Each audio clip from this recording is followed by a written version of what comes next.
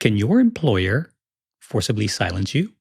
Let's take a look at this latest decision in a court case against Meta, formerly called Facebook, to see what we can learn. This was an interesting article I found, and I'll put all the links in the description below. Now, I'm not a lawyer, so this isn't legal advice, but here's my take as an employee and as an executive. But first, let's clarify what we mean by silence. Here, we're talking essentially about the right to freely speak about things like working conditions and not the right to disclose proprietary information. These are very different. So let's keep that in mind. Okay, let's get into the article. It says Meta's mass layoff severance agreements illegal, says judge. You can't offer a better deal in exchange for silence, argues the NLRB. That's the National Labor Relations Board. Separation agreements Meta gave to employees during the mass 2022 layoffs are illegal, a judge ruled. The National Labor Relations Board Administrative Law Judge Andrew Golan issued a decision on Friday, and it found the separation agreement violated employee rights. Interesting. Golan stated that these sections were written in a way that tends to interfere with, restrain, or coerce employees in the exercise of their rights. The judge also ordered Meta to eliminate all the offending language, contact all employees who signed one of the problematic agreements to tell them what had happened, and post additional notices in workplaces telling employees of their NLRB given rights. Okay, so let's take a pause here and see what are they talking about?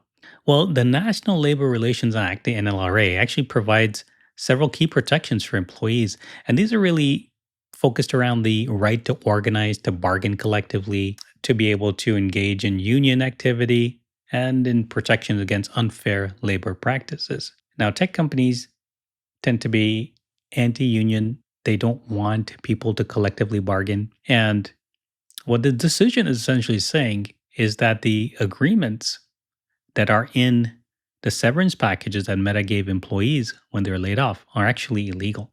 Now, the article goes on to say that approximately 7,511 ex Meta employees were presented with the agreements. And, I'm going to guess that most of the people just took the agreements and signed them. But there was one person, and it calls out David James Carlson, who complained to the NLRB. Now, it's important to note that the matter is not yet settled. So even though the judge has provided a decision, it looks like it's up to the NLRB board to review the case and make a final decision on this case. Okay, but what exactly did the Meta separation agreement say that was illegal? Well, let's take a look at the actual court case and what the language in the Meta agreement included. Here we see the non-disparagement clause. You agree to refrain from any disparagement, defamation, libel, or slander of any of the company releasees, and to refrain from making any disparaging, critical, or otherwise detrimental comments to any person or entity concerning the company's products, services, programs, business affairs, operation, management, and financial condition. Well, okay. So basically, um, what the company is saying is you cannot say really anything negative about us, except of course if it's illegal in the later part of that section 10 there. And then moreover, if you look at section 11, it says under unauthorized media statements that you're not authorized to make statements on behalf of the company, and they're not limited to statements made to television, radio, internet blogs, social media apps, internet sites. So this basically provides a tight muzzle on employees that they're not able to communicate what actually happened at the company, what the workplace was like, what the management style was like, what the culture of the company is like. What the company is essentially trying to say is, well, because it could be that you have incomplete, stale, or incorrect information. Okay, this is very, very broad reaching, and I can understand why the judge ruled against it, because essentially what happens here is that this type of language chills the ability of any employee who's been laid off, if they accept this agreement, to basically be able to say anything negative about the company, either on social media, either to the press, or even if just a friend asks them about their time at the company and whether they might want to work there. Oh, this is too broad reaching, in my opinion. And I totally agree with the decision in this case that it's gone too far. in terms of muzzling the employee. Now, let's take a look at another non disparagement section from a severance agreement from another company in technology. And here you'll see in the non disparagement section, it says that you agree that, except as provided in section 16 for a period of 1 year following the separation date, you will not make, publish, or communicate any statements that are maliciously untrue and specifically that are made with the knowledge of their falsity or with reckless disregard for the truth or falsity of the statement concerning the company and its products, services, customers, or vendors. Now, in my opinion, this is a much, much more reasonable non disparagement section. Basically, it just says you can't lie. And, you can't really argue with that. It's not saying that you cannot talk about the company to anybody. It's not saying you can't go to the media. It's a much more reserved position to take. And this is the kind of non disparagement section I would expect to see more companies have in their separation agreements going forward. Oh, the article goes on to say that it's unknown how the board will decide, but if it upholds Collins' decision, several agreements could change considerably. And frankly, I think they should. Meta should never have had this in their severance agreements in the first place. What was the exchange that Meta provided in exchange for employee silence?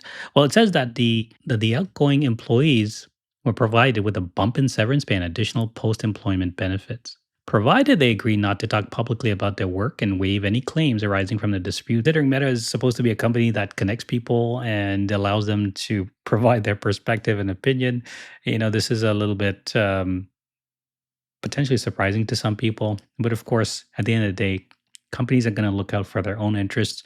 They don't want the bad press, they don't want the bad media, they don't want the bad publicity. And so they're going to do everything within their legal power to portray the company as a great place to work so that they can attract and retain employees. The judge said that Carlson didn't immediately file the case and said he waited for another NLRB decision. And that decision actually reversed two prior NLRB cases. Those were the Baylor and the IGT case. And in those two cases, they allowed companies to include the sort of language that was actually in Meta's employment agreement. Now, the article goes on to say that it's unknown how the board will decide, but if it upholds the judge's decision, then severance agreements could change considerably. And I totally think that they should. The Meta severance agreement is way too broad. It pretty much puts too much of a muzzle on employees. They're not going to be able to talk about what it's really like to work at Meta, the culture, and they're not even going to be able to tell their friends, acquaintances on whether they should work at Meta. So, employees are in a bind. Obviously, when they're going to be laid off, they're worried about how much money they have left, how long it'll take them to find another job. And it's very difficult for them not to sign a severance agreement. Companies know this. And that's why they try to get every advantage they can from the severance agreement. And you can think about it this way, for example, how could somebody organize with other people to collectively bargain or to try to protect other rights that they have against unfair labor practices unless they can actually talk to other people about what is happening at the company? And then Meta tries some legal arguments to further get out of the judge's decision, but it looks like the judge just didn't buy it. I'll link to the full judge's decision document in the description. So now many other companies could face complaints that similarly hold their separations are illegal. And it's easy to expect more cases will be coming. Okay, so let's do a bit of a recap. Meta had mass layoffs, just like many tech companies over the last few years, had non disparagement clauses that were too broad that infringed on employees' rights to basically be able to talk about the company at all. And now a judge has found that it's not enforceable. And also, Meta has to notify the employees about this who were given that agreement. But what does this actually mean for you? In short, it's good news. It means that employers will not be able to completely silence employees. I showed you an example of a good non-disparagement clause and the kind that Meta had, and clearly Meta's was way, way, way too heavy-handed. And so it's a good thing for employees. I'm sure Meta will continue to try to fight this, but just not a good look in the long run for Meta. But what should you look for in severance agreement, and should be you can be concerned about the non disparagement clause.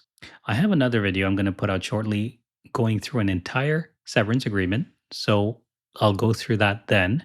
But in respect to the non disparagement clause, personally, I wouldn't be too worried about it because there's a lot of protections that employees have. And it looks like the courts and the NLRB in particular are already basically saying those overly broad disparagement clauses are invalid. But now it also doesn't mean that you should badmouth employers publicly. You should be careful about what you say, especially on social media, because the reality is that, especially in this environment, the companies really have the balance of power if you want to be employed at the company. And the internet is a permanent record of what you say. And if you publish things on social media, your future employers or your current employer will look at what you've said. You can check out my video on the Cloudflare employee who posted her layoff video on TikTok for an example of something I think you shouldn't do. And if you have a non disparagement clause in your severance agreement, if you're laid off, that seems overly broad. I wouldn't worry too much about it because unless you're planning on doing something public with social media, it doesn't really matter anyway. And you're better off negotiating on terms like extending your severance package to maybe include a week or two more of pay rather than fighting the company on these legal terms, which probably won't hold up in court anyway or be reversed by the court. If you found value in this video, please hit the like and subscribe button. It'll help others find this video too. Until next time, stay savvy.